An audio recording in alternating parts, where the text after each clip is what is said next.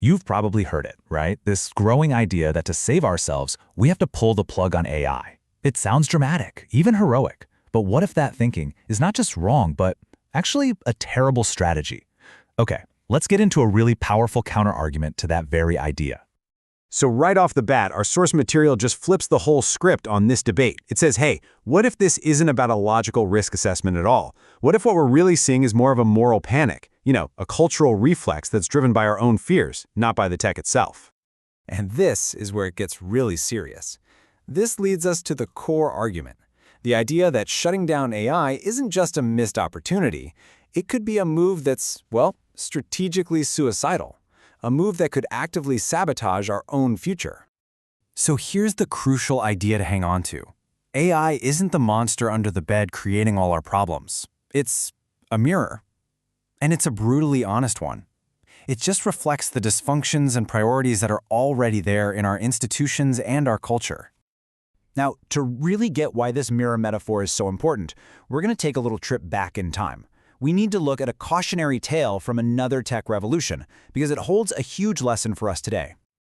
And that brings us to the ghost of CAD past.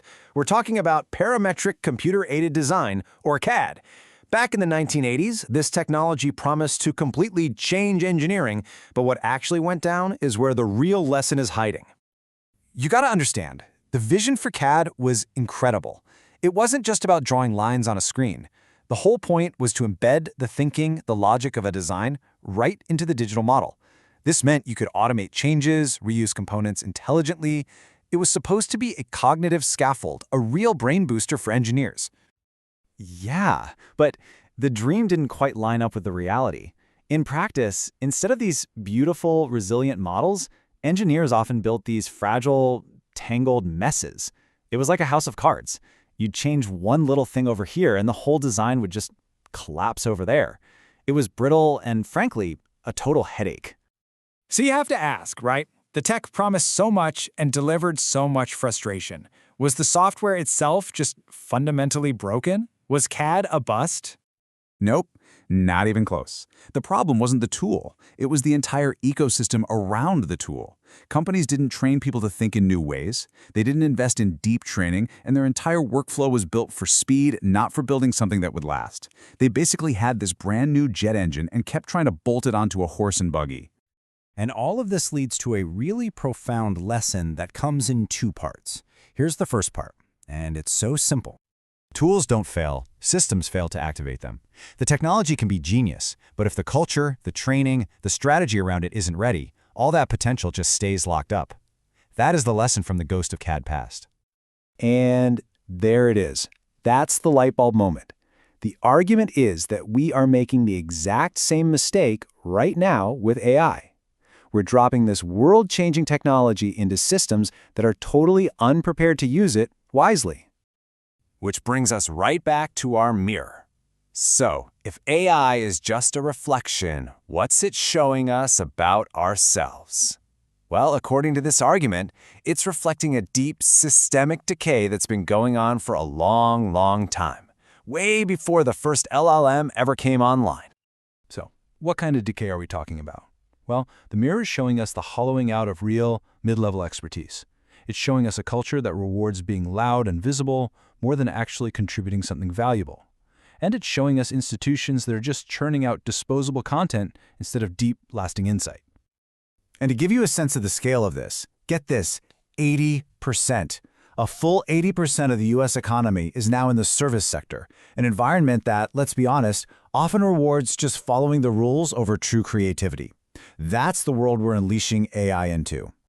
So how do we start to fix this? The source suggests we need some new mental models, or motifs. Think of them as new lenses to see the world. We need to learn to see the difference between real signal and just spectacle, to remember that it's talent that activates tools, and to value the slow, deep, lasting impact of legacy work.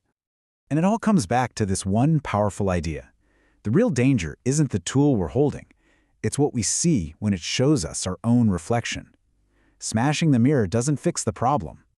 So what do we do with all this? Where does it leave us?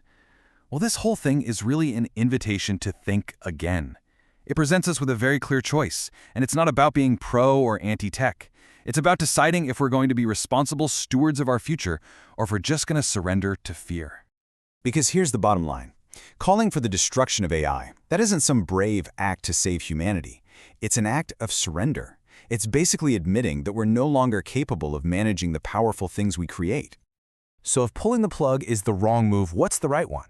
It's not banning things, it's not prohibition, it's architecture. It's about consciously building better, stronger systems, both institutionally and cognitively, to guide this technology and make sure it aligns with our deepest values. And that's the choice, laid out plain and simple. On one path, you have destruction. That's surrendering to fear, giving up responsibility, and just letting the decay get worse. On the other path, you have stewardship.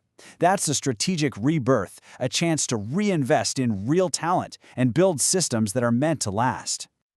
And maybe this is the biggest mind shift of all. What if we stop seeing AI as an enemy that's coming to replace us and start seeing it as a partner, a cognitive companion that can finally help us manage the complexity of the world and restore the kind of deep thinking we've been losing? And so, that's what we're left with, a question really, for all of us. It's not about what AI is going to do to us. It's about what we are going to choose to do with it. Are we ready to step up and actually shape the future? Or are we just going to surrender it? The choice is ours.